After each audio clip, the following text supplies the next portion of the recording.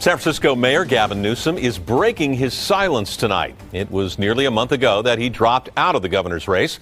He hasn't held any official public events or talked to the media since, leading many to ask, what's going on? Mr. Mayor, good to see you. Let me start by asking you, where have you been? $522.2 million shortfall. But look, you know the criticism that you have been dodging, not just the press, but also the public, that you have been sulking after dropping out of the governor's race, that you're having a temper tantrum. What do you want to say about it? I want to say that I've been working my tail off. I don't read the press. It is comical, some of the things that have been written. So the cartoon in the Chronicle that depicted you as a crying baby with the headline, Mayor, Mayor, off the wall, you didn't see that? No. You didn't see it? Who reads that stuff? I don't read that stuff. Ladies and gentlemen, gather round, because today we're diving into the wild world of Gavin Newsom, the man who makes dodging questions in Olympic sport, turning wine into a personality trait. And now, ladies and gentlemen, he's got a case of TDS so bad, it's like he's allergic to common sense. Buckle up, because this is going to be a roller coaster of avoidance, frustration, bad policies, and oh yeah, a little bit of Trump clowning him that would make a circus jealous. So picture this, it's 2004 and Gavin Newsom is the mayor of San Francisco. The press is hot on his tail, asking him the tough questions about his policies. But does he answer? Oh no, my friends, he does what any self-respecting politician does when faced with accountability. He walks away. That's right, the walk-away mayor was born, and it's been a theme ever since. I mean, if avoiding problems was an art form, Gavin would be Picasso. Fast forward to today, and not much has changed, except now, instead of just walking away, he's also got a knack for getting frustrated. You ask him about his drinking problem, boom, meltdown. So I'm asking about the attack on the Yale students over New Year's, and it's kind of spreading across the country. A couple other, some news outlets in other countries are picking it up. And it's a good reminder how important it is to remind our parents to be good stewards of underage drinking. I appreciate that. The only other question I have is, it hasn't been a very easy week for you, and I'm wondering whether you have any comment on the Mateer and Roth story about the drinking. Thank you very much. That was a great cheap shot. You can't help yourself. You cannot. Just know, for the record, it's increasingly impossible to have a conversation. The mayor was out there. Just know it's not personal when I walk by you. You just send some other reporters. It's going to be a lot easier now. Mayor's not personal here either. Towards Channel 7. I'm sorry? You keep missing consistently a lot of facts because your opinion is so enthusiastic to get in the way on facts. And then, let me tell you, the investigation was not helped by a lot of things that are in the report, just stating that factually as well. It's just a story, Mayor. You question his policies. Cue the temper tantrum. It's like watching a toddler who just found out the cookie jar is empty. Be damn nice if our homegrown teams start focusing on what's right. Everybody outside this state is bitching about this state. No, I will not answer that question. I am the governor, damn it. And off he storms, leaving a trail of unanswered questions and confused reporters in his wake. But let's talk about that drinking problem for a second. I mean, who needs water when you can have wine, right? Gavin's got a vineyard, for crying out loud. He's basically living the dream of every wine mom out there, except he's running a state. Sorry, can't deal with the homelessness crisis right now. I'm busy tasting the 2025 Cabernet. It's like his liver is on a permanent vacation, and the rest of California is just along for the ride. And don't even get me started on his interviews. It's a masterclass in deflection. Gavin, what's your plan for the economy? Well, have you seen my hair? It's fabulous, isn't it? Gavin, what about the crime rates? Did I mention I love French cuisine? It's like trying to nail Jell-O to a wall. You just can't pin him down. And when you do get close, he either storms off or starts talking about sustainable farming practices. Sustainable farming practices, people. Now, let's talk about his recent case of TDS, Trump Derangement Syndrome. I wasn't exaggerating when I said that I received in the mail a Trump 2028 hat from one of his biggest supporters. These guys are not screwing around. I mean, this guy has it bad. He's out there calling Trump incompetent. Someone is broken. Someone's weakness is masquerading as strength. The most unpopular president in modern history. An economy that's collapsing all around him. You saw the new wholesale prices going up almost a full percentage point today. Inflation is going up. Job creation is going down.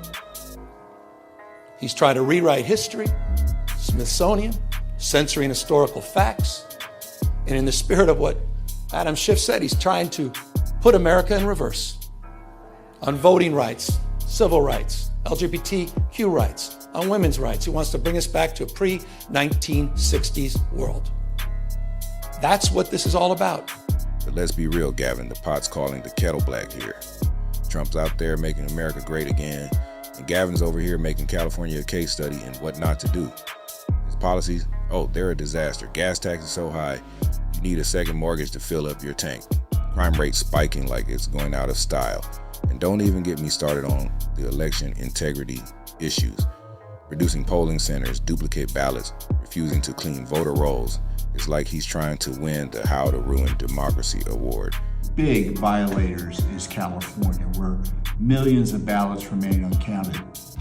So we have up here, I'm going to bring my mouse, the results for California, at least as officially presented by the state, unprocessed ballots status. So obviously you can see here that California has a lot more counties than most other states. The numbers are extraordinary in terms of the estimated total ballots remaining that still haven't been counted and are unlikely to be counted in large measure until at least next week. So let's see here. Let's go down to Los Angeles, obviously a big county. Everyone knows where Los Angeles is. They have, according to the numbers here, let me bring it up, 152,000 ballots remaining to be counted. Supposedly there'll be a next drop later today, presumably 4:30 or 7:30 Eastern time. 35,000 ballots supposedly remain to be cured. Now, cured ballots are ballots that have some type of error or are ineligible because of something happened to it, and a voter can come in and, quote, cure it, but that's a large number as well. But look at these other big numbers here. Merced County, relatively small county, 38,000 ballots still uncounted. Orange County, 173,000 ballots uncounted. Sacramento, the capital, 260,000. Riverside, 165,000. San Bernardino, here we are, 199,000. And it just gets worse and worse. And then there's his border policies, supporting open borders, integrating border patrol agents, increasing welfare payments to illegal immigrants. The state of California, where the state Senate approved a plan to pay unemployed illegal immigrants up to $300 a week. Democrats justifying the program, saying, quote, due to historic racial exclusions, many of the California's most vulnerable workers are entirely excluded from the program. The state of California just approved $150,000 loans to illegal migrants to buy houses, where, get this, they don't have to make any payments until they sell the house. Can you imagine a $150,000 loan you never have to repay? Well, you can if you are every single human on earth who is not American. I'm a border state governor. You don't need to lecture me on this topic. The reality is lived every single day. We need comprehensive immigration reform. And the irony of this, the frustration I have, is Joe Biden put out a great plan. He has a plan, 8-year pathway to citizenship, fast-tracking Dreamers and TPS, dealing with border security and new technology. It's like he's auditioning for the role of human trafficker's best friend. Meanwhile, California schools are failing faster, and you can say toxic curriculum. Nearly 60% of third graders in California do not read at grade level.